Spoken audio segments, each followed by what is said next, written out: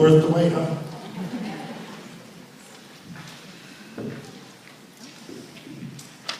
Gospel John. No, it's not about me. Way back, there was a singer, vocalist, named John Hendricks. John Hendricks formed a little vocal group called Lambert, Hendricks, and Ross. Ross was Annie Ross, the female. Lambert was a male.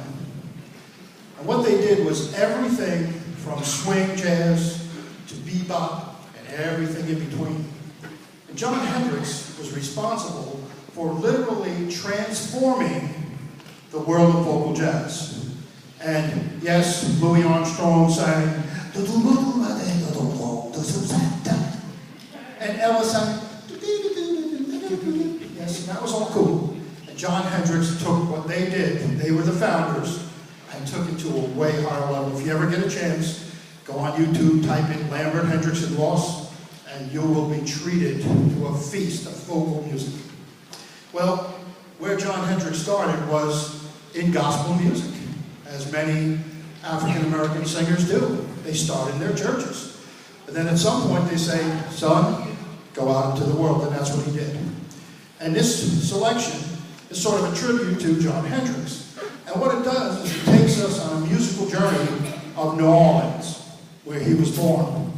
And it goes through the cemetery, where they marched real slow for the funeral. And then when they came out of the cemetery, that's where we're going to pick it up, where it gets pretty happy.